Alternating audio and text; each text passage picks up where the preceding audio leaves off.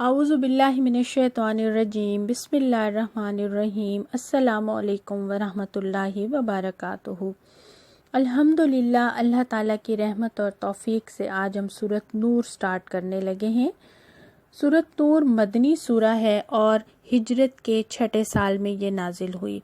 نور کا مطلب ہے روشنی۔ اس کا جو نام ہے وہ آیت نمبر 35 میں آتا ہے کہ اللہ نور ہے آسمانوں کا اور زمینوں کا۔ یہ بہت ہی خوبصورت سورہ ہے۔ ہم سب سے پہلے اللہ تعالیٰ سے دعا کرتے ہیں کہ یا اللہ، جس طرح اس سورت کا نام ہے اس طرح ہمارے گھروں کو اور ہمارے دلوں کو نور سے بھر دے۔ اس سورہ میں گھریلو زندگی سے متعلق، معاشرے سے متعلق سب احکامات ہمیں ملتے ہیں۔ عورتوں کے خصوصی مسائل پائے جاتے ہیں اور عورتوں کے ساتھ ساتھ معاشرتی، ذاتی اور اجتماعی زندگی سے متعلق بہت سے آداب کا ذکر ہے، وہ آداب جن پر ایک خاندان اور ایک معاشرے کی خوشحالی کا انحصار ہوتا ہے۔ یہ سورہ کب نازل ہوئی تھی؟ جب حضرت عائشہ رضی اللہ تعالیٰ عنہ پر منافقین نے ایک ناپاک تہمت لگائی تو اللہ تبارک تعالیٰ نے حضرت عائشہ رضی اللہ تعالیٰ عنہ کی برات میں اس سورہ کی چند آیات نازل فرمائی تھیں۔ سورت شروع کرتے ہیں بسم اللہ الرحمن الرحیم۔ آیت نمبر 1 ہے۔ یہ ایک سورت ہے جس کو ہم نے نازل کیا ہے اور اسے ہم نے فرض کیا ہے، اور اس میں ہم نے صاف صاف ہدایات نازل کی ہیں شاید کہ تم سبق لو۔ یعنی سورت کے شروع میں ہی احکامات کی اہمیت کو واضح کر دیا گیا ہے۔ اللہ تبارک تعالیٰ نے پہلی ہی آیت میں بتا دیا ہے کہ یہ سب احکامات جو اس سورت میں دیے جا رہے ہیں، بتائے جا رہے ہیں، وہ ہمارے لیے فرض کا درجہ رکھتے ہیں۔ یعنی کوئی چوائس نہیں ہے کہ ہم کریں یا نہ کریں۔ فرض کسے کہتے ہیں؟ قطعی حکم کو، کہ یہ بس بات اب ڈن ہو گئی ہے، یعنی اس کے بعد اب کوئی ایکسکیوز نہیں ہے۔ جس طرح نماز اور زکوٰۃ فرض ہیں، اسی طرح اس صورت میں آنے والے تمام احکامات بھی ہمارے لیے فرائض کا ہی درجہ رکھتے ہیں، اور ان کی اہمیت کی ہی وجہ سے خاص طور پر ہمارے لیے یہ ایک ریمائنڈر ہے، ہمیں یاد دہانی کروائی جا رہی ہے کہ یہ سب احکامات جو ہیں وہ اتنے امپورٹنٹ ہیں جتنی کی اہمیت ایک فرض کی ہوتی ہے جو کہ ہم ادا کرتے ہیں۔ اور اس کے بعد اللہ تبارک تعالیٰ نے فرمایا ہے کہ یہ سب جو احکامات ہیں یہ بالکل صاف صاف ہیں اور کھلی کھلی یہ سب ہدایات ہیں۔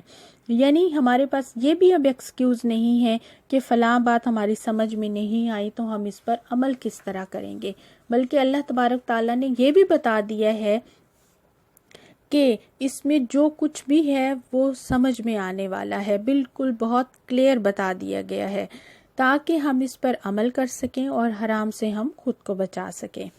اب اس کے بعد دوسری آیت میں جو سب سے پہلا حکم آتا ہے وہ کس کے بارے میں ہے؟ زنا کرنے والی عورت اور زنا کرنے والے مرد کے بارے میں۔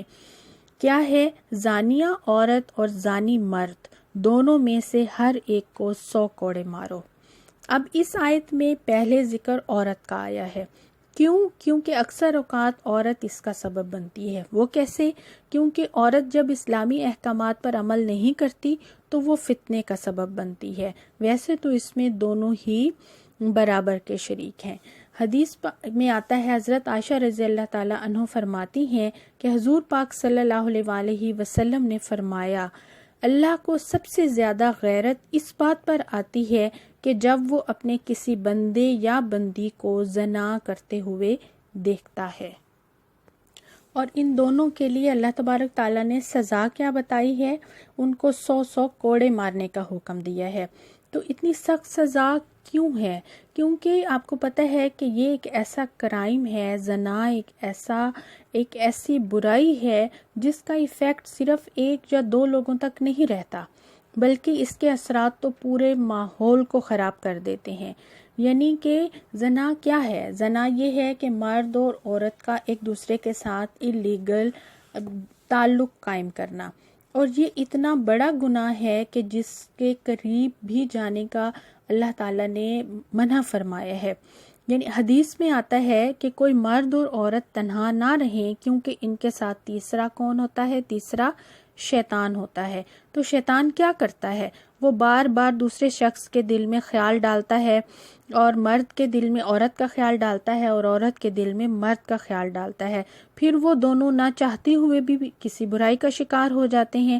یعنی اس کا یہ مطلب نہیں ہے کہ جہاں بھی مرد اور عورت ہوں گے تو وہ ضرور ہی برائی کریں گے، بلکہ یہ کہا گیا ہے کہ ایسا ہو سکتا ہے، یعنی مرد اور عورت کا اکیلے رہنا ان کو کسی بھی فتنے میں مبتلا کر سکتا ہے، تو انسان کبھی بھی خود کو فتنے میں نہ ڈالے۔ جیسا کہ سورۃ بنی اسرائیل میں آتا ہے کہ زنا کے قریب بھی نہ جاؤ۔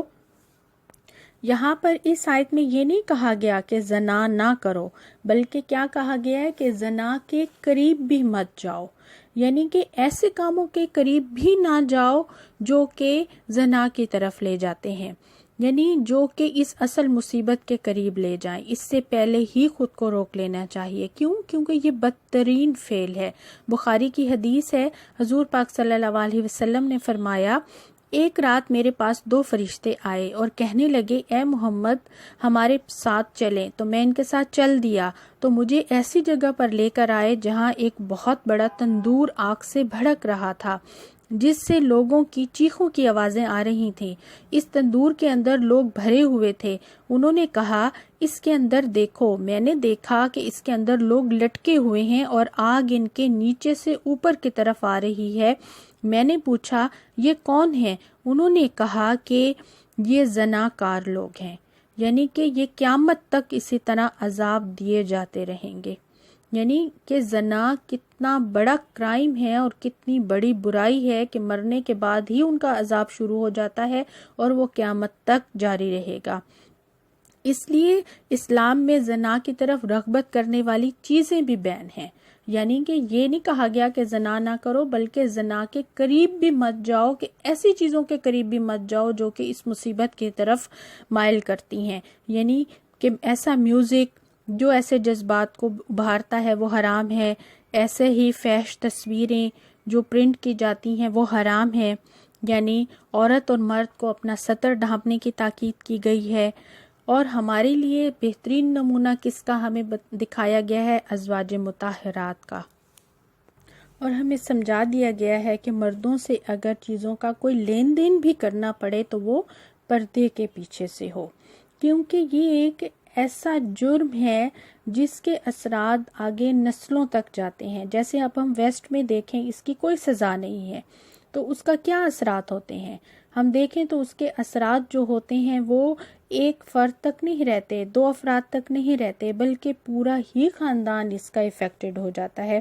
اسی وجہ سے اللہ تبارک تعالیٰ نے اس کی اتنی بڑی سزا رکھی ہے۔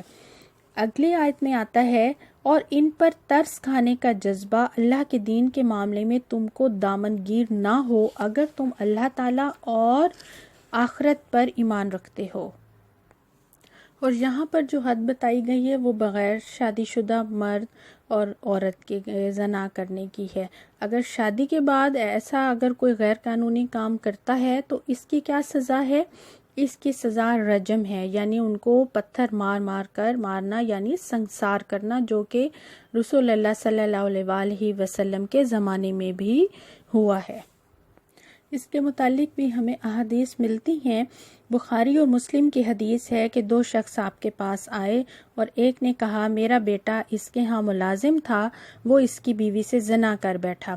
یا رسول اللہ صلی اللہ علیہ وسلم، میں اس کے فدیے میں 100 بکریاں اور 1 لونڈی میں نے دے دی۔ پھر میں نے علماء سے پوچھا تو پتہ چلا کہ میرے بیٹے پر تو شرعی سزا 100 کوڑوں کی اور اس کی بیوی کو رجم کی سزا ہے۔ آپ صلی اللہ علیہ وسلم نے فرمایا، میں تم میں اللہ کی کتاب کا صحیح فیصلہ کرتا ہوں، لونڈی اور بکریاں تمہیں واپس دے دی جائیں گی، یعنی وہ اس کا فدیہ قبول نہیں کیا جائے گا کیونکہ اس کی سزا نہیں تھی۔ کیونکہ جہاں پر حدود کا معاملہ آ جاتا ہے تو وہاں پر اس کی سزا ہم کم نہیں کر سکتے۔ جیسا کہ آج کہا جاتا ہے کہ رجم کی تو بہت ہی شدت والی سزا ہے، اس کو نافذ نہیں کرنا چاہیے، اور اللہ تبارک تعالیٰ نے یہ ایسی سزا مقرر کرتی ہے، ایسا نہیں ہونا چاہیے۔ تو اصل میں یہ ہم لوگ سزا کو نہیں برا کہہ رہے ہوتے، خدا نہ خواستہ ہم اللہ کی مقرر کردہ سزاؤں پر ہم الزام لگا رہے ہوتے ہیں۔ اس لیے اس معاملے میں ہمیں بہت زیادہ کیئرفل رہنا چاہیے، کیونکہ اللہ تبارک تعالیٰ کی طرف سے مقرر کی ہوئی ہر وہ سزا جس میں کوئی کمی بیشی نہیں کر سکتے اس کو ہم حد کہتے ہیں، کیونکہ اللہ تعالیٰ تو ارحم الراحمین ہے۔ اگر اللہ تعالیٰ نے یہ سزائیں مقرر کی ہیں تو یقیناً اس میں بہت بڑی حکمت ہوگی۔ اب اس میں کیا حکمت ہو سکتی ہے؟ اگر ہم زراعت کے معاملے کو ایسے ہی چھوڑ دیں، یہ سزائیں مقرر نہ ہوں، تو لوگ تو اس کو کھیل بنا لیں اور کوئی بھی ہمارے معاشرے میں محفوظ نہ رہے۔ جب بھی سزا میں کمی کریں گے، اس کو خود ہی تبدیل کریں گے، تو کیا ہوگا کہ جرم بڑھتا چلا جائے گا اور معاشرے میں کوئی بھی محفوظ نہیں رہے گا۔ اس لیے اس آیت میں اللہ تبارک تعالیٰ نے واضح طور پر بتا دیا ہے کہ اگر تمہارے دل میں کوئی سزا کے معاملے میں نرمی آتی ہے تو یہ نہیں آنی چاہیے، کیونکہ اس میں اللہ تعالیٰ کی بہت بڑی حکمت ہے۔ اس معاشرے کو پاک صاف کرنے کے لیے اللہ تبارک تعالیٰ نے یہ سزا مقرر کی ہے۔ اس لیے ہمیں اس طرح کے بیان دینے میں بہت زیادہ احتیاط کرنی چاہیے، کیونکہ یہ ایمان کے ضائع ہونے کا بھی سبب بن سکتا ہے، کیونکہ اسلام میں جو بھی سزا متعین کی ہے وہ معاشرے کی بیٹرمنٹ کے لیے ہوتی ہے، وہ اخلاقی تعلیم دینے کے لیے ہوتی ہے۔ اس آیت میں اللہ سبحانہ تعالیٰ نے ارشاد فرمایا، اور ان کو سزا دیتے وقت اہل ایمان کا ایک گروہ موجود رہے۔ کیوں موجود رہے؟ تاکہ ان کو عبرت حاصل ہو اور آئندہ کوئی بھی یہ سزا دیکھ کے ہمت نہ کر سکے کہ وہ ایسا جرم کرے۔ زانی نکاح نہ کرے مگر زانیہ کے ساتھ یا مشرکہ کے ساتھ، اور زانیہ کے ساتھ نکاح نہ کرے مگر زانی یا مشرک، اور یہ حرام کر دیا ہے اہل ایمان پر۔ اس آیت کے ساتھ ہمیں ایک واقعہ ملتا ہے، جیسا کہ حدیث میں بیان ہوا ہے، ترمذی اور ابو داؤد میں ہے کہ مرثد بن ابی مرثد ایک صحابی تھے جن کے زمانے جاہلیت میں مکے کی ایک بدکار عورت اناق سے ناجائز تعلقات رہ چکے تھے۔ بعد میں انہوں نے چاہا کہ اس سے نکاح کر لیں اور حضور صلی اللہ علیہ وسلم سے اجازت مانگی۔ 2 دفعہ پوچھنے پر آپ صلی اللہ علیہ وسلم خاموش رہے۔ تیسری دفعہ پھر پوچھا تو آپ صلی اللہ علیہ وسلم نے یہ فرمایا، اس کے جواب میں آپ نے یہ آیت تلاوت کی اور اس کے بعد یہ فرمایا، یعنی جسے معلوم ہو کہ اس کی بیوی بدکار ہے اور یہ جان کر بھی وہ اس کا شوہر بنا رہے، وہ جنت میں داخل نہیں ہو سکتا۔ یعنی اس آیت سے یہ نتیجہ نکلتا ہے کہ زنا جو ہے وہ ایک ایسا سخت برا فعل ہے، جو شخص مسلمان ہوتے ہوئے اس کا ارتکاب کرے تو وہ اس قابل نہیں رہتا کہ مسلم معاشرے کے پاک اور صالح لوگوں سے اس کا رشتہ ہو۔ اسے یا تو اپنے ہی جیسے زانیوں میں جانا چاہیے یا پھر ان مشرکوں میں جو سرے سے احکام الہی پر اعتقاد ہی نہیں رکھتے، کیونکہ مشرک کے ہاں تو کوئی بھی حد نہیں ہے، ان کا تو کوئی دین ایمان نہیں ہے، وہ تو جو کچھ بھی ان کے دل میں آتا ہے وہ کرتے ہیں۔ اور اس آیت میں ہمارے لیے بہت اہم سبق ہے۔ ہمیں یہ سبق دیا جا رہا ہے کہ ماں باپ جب اپنے بچوں کی شادی کرنے لگیں تو ان کی شادی کرنے سے پہلے یہ میک شور کر لیں کہ یہ لڑکا یا لڑکی مطلب جس سے وہ نکاح کر رہے ہیں، رشتہ طے کر رہے ہیں، کیا وہ پاک دامن ہے، کیا ایسی کسی بری عادت میں تو وہ ملوث نہیں ہے، یا کسی ایسی بری عادت کا وہ شکار تو نہیں ہے۔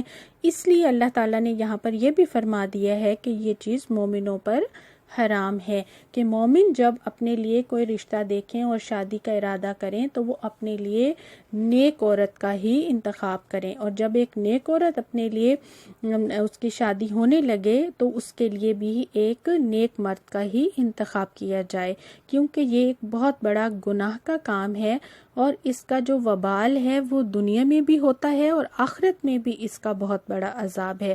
اور ہمیں بچوں کی پرورش میں بھی بچوں کی عادات کا ہمیں نوٹس لیتے رہنا چاہیے، کیونکہ یہ سب چیزیں جو ہیں وہ ہمارے ایمان کی دشمن ہیں۔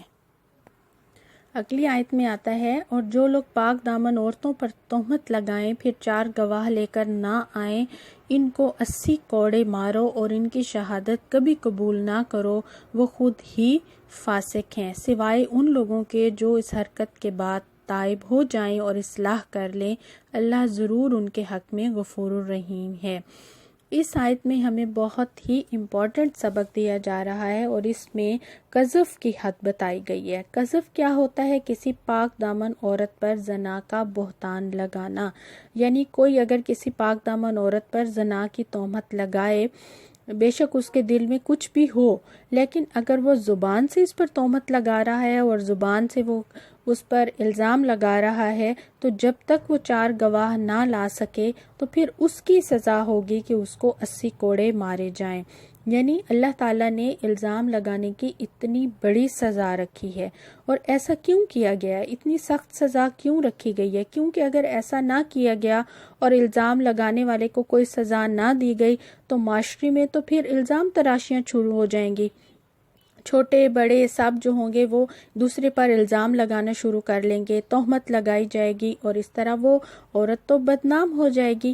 تو یہاں پر عورتوں کا ذکر اسپیشلی اس لیے بھی آیا ہے کیونکہ جب ایک عورت پر الزام لگایا جاتا ہے تو عورت کا معاملہ بہت ہی زیادہ سینسٹیو ہوتا ہے، یعنی صرف بات کرنے سے، الزام لگانے سے اس پر بہت بڑا عیب لگ جاتا ہے۔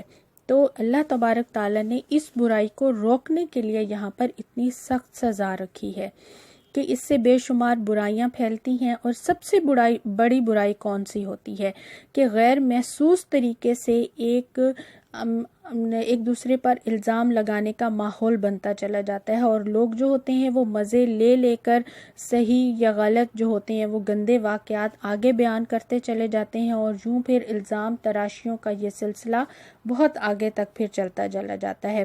یعنی کہ الزام لگانا بہت سخت گناہ ہے، اس کی اتنی بڑی سزا رکھی گئی ہے کہ جب تک وہ 4 گواہ نہیں لے کے آتا اس وقت تک وہ جھوٹا قرار پائے گا اور وہ فاسقوں میں شمار ہوگا۔ یعنی کہ ہر وہ شخص جو دوسرے پر الزام لگاتا ہے، خام خواہ پہ اسکینڈل کو ڈسکس کرتا ہے، یہ بہت بڑا جرم ہے۔ اور اگر بالفرض اگر الزام لگانے والے نے کسی کو اپنی آنکھوں سے بدکاری کرتے ہوئے دیکھ بھی لیا ہے تو تب بھی اسے خاموش رہنا چاہیے اور دوسروں تک اسے نہیں پہنچانا چاہیے۔ کیونکہ تاکہ وہ جو برائی ہے وہیں پہ ہی دب جائے، آگے نہ پھیلے۔ البتہ اگر اس کے بعد اس کے پاس گواہ موجود ہیں تو پھر وہ حکام کے پاس معاملہ لے کر جا سکتا ہے تاکہ اس کا کوئی فیصلہ ہو سکے اور برائی جو ہے وہ آگے پھیلنے سے رک جائے۔ اس کے بعد اللہ تبارک تعالیٰ نے کہا ہے کہ اگر وہ اصلاح کر لیں تو اللہ ضرور ان کے حق میں غفور الرحیم ہے۔ یعنی کہ الزام لگانے کے بعد اگر ان کو سزا دے دی جائے اور اس کے بعد وہ توبہ کر لیں تو پھر اللہ تعالیٰ ان کی توبہ قبول کرنے والا ہے، لیکن ان کو یہ الزام ثابت کرنے کے لیے 4 گواہ ضرور لانے ہوں گے۔ اور اس آیت میں یہ حکم صرف عورتوں ہی پر الزام لگانے تک محدود نہیں ہے، بلکہ پاک دامن مردوں پر بھی الزام لگانے کا یہی حکم ہے، کیونکہ یہاں پہ آیا ہے الذین یرمون، یعنی کہ مذکر کا صیغہ استعمال کیا گیا ہے، لیکن یہ صرف مردوں ہی کے لیے خاص نہیں ہے۔ اگر عورتیں بھی اس طرح کا غلط الزام وہ پاک دامن مرد پر لگاتی ہیں تو وہ اسی حکم کے تحت ان کو پھر اس کی سزا دی جائے گی۔ اگلی آیت میں آتا ہے اور جو لوگ اپنی بیویوں پر الزام لگائیں اور ان کے پاس خود ان کے اپنے سوا دوسرے کوئی گواہ نہ ہوں تو ان میں سے ایک شخص کی شہادت یہ ہے کہ 4 مرتبہ اللہ کی قسم کھا کر گواہی دے کہ وہ اپنے الزام میں سچا ہے، اور 5ویں بار کہے کہ اگر اس پر اللہ کی لعنت ہو اگر وہ اپنے الزام میں جھوٹا ہو۔ اور عورت سے سزا اس طرح ٹل سکتی ہے کہ وہ 4 مرتبہ اللہ کی قسم کھا کر شہادت دے کہ یہ شخص اپنے الزام میں جھوٹا ہے، اور 5ویں مرتبہ کہے کہ اس بندی پر اللہ کا غضب ٹوٹے اگر وہ اپنے الزام میں سچا ہو۔ اس میں قانون لیان بتایا جا رہا ہے، یعنی کہ اگر کوئی مرد اپنی بیوی پر زنا کا الزام لگاتا ہے اور وہ اس کے پاس 4 گواہ ہیں اور وہ آ کر حاکم کے پاس آ کر وہ 4 گواہ پیش کرتا ہے، اور اگر اس کے پاس 4 گواہ نہیں ہیں تو پھر اس صورت میں وہ کیا کرے گا، اس کا یہاں پہ بتایا جا رہا ہے کہ 4 مرتبہ اللہ کی قسم کھا کر وہ گواہی دے کہ وہ اپنے الزام میں سچا ہے، اور 5ویں مرتبہ وہ کیا کہے گا کہ اس پر اللہ کی لعنت ہو اگر وہ اپنے الزام میں جھوٹا ہے۔ اس آیت کی تفسیر میں ایک واقعہ بیان کیا جاتا ہے، صحیح بخاری کی حدیث ہے کہ حضرت ابن عباس رضی اللہ تعالیٰ عنہ سے روایت ہے کہ حضرت ہلال بن امیہ نے رسول اللہ صلی اللہ علیہ وسلم کے سامنے اپنی بیوی پر زنا کی تہمت لگائی تھی، تو رسول اللہ صلی اللہ علیہ وسلم نے فرمایا کہ 4 گواہ پیش کرو ورنہ تمہاری پیٹھ پر حد قذف لگائی جائے گی، یعنی کہ تمہیں 80 کوڑے مارے جائیں گے۔ اس نے کہا کہ یا رسول اللہ صلی اللہ علیہ وسلم، اگر ہم میں سے کوئی اپنی بیوی کے ساتھ کسی کو برا کام کرتے دیکھے تو گواہ تلاش کرتا پھرے، یعنی کہاں سے گواہ لائے؟ آپ صلی اللہ علیہ وسلم نے وہی فرمایا کہ گواہ پیش کرو۔ اس پر حضرت ہلال نے عرض کیا، اس اللہ کی قسم جس نے آپ کو حق کے ساتھ بھیجا ہے، میں سچا ہوں اور اللہ ضرور قرآن میں ایسا حکم نازل کرے گا جس سے میری سزا اور یہ حد ساقط ہو جائے گی۔ تو اس وقت پھر حضرت جبرائیل علیہ السلام آئے اور انہوں نے پھر یہ آیت آ کر سنائی۔ حضرت ابو ہریرہ رضی اللہ تعالیٰ عنہ کی ایک اور روایت ہے کہ نبی صلی اللہ علیہ وسلم نے آیت لیان پر کلام کرتے ہوئے فرمایا، جو عورت کسی خاندان میں ایسا بچہ گھسا لائے جو اس خاندان کا نہیں ہے، یعنی حرام کا پیٹ رکھوا کر شوہر کے سر منڈ دے، اس کا اللہ سے کچھ واسطہ نہیں، اللہ اس کو جنت میں ہرگز داخل نہ کرے گا۔ اور جو مرد اپنے بچے کے نسب سے انکار کرے حالانکہ بچہ اس کو دیکھ رہا ہو، اللہ قیامت کے روز اس سے پردہ کرے گا اور اسے تمام اگلی پچھلی خلق کے سامنے رسوا کر دے گا۔ ہم لوگ آج کل کیا کرتے ہیں کہ آج کل ہم ان سزاؤں کو وحشیانہ قرار دے دیتے ہیں اور مطلب کہہ دیتے ہیں کہ یہ اتنی بڑی سزا مقرر کر دی گئی ہے، حالانکہ اسلام میں کبھی بھی کسی مظلوم کو سزا نہیں دی جاتی، ہمیشہ ظالم کو اس کے جرم کی وجہ سے سزا دی جاتی ہے، اور اگر مجرم آزاد پھرتا رہے گا، آگے بڑھتا جائے گا، وہ دوسروں کے لیے اتنا ہی شر، فساد اور مصیبت کا سبب بنے گا۔ اس لیے اللہ تبارک تعالیٰ نے ان جرائم کی بہت سخت سزائیں رکھی ہیں۔ اللہ تعالیٰ ہم سب کو ہدایت کے رستے پر رکھے، ہمیں قرآن پڑھنے کی، اس پر عمل کرنے کی توفیق عطا کرے، آمین یا رب العالمین۔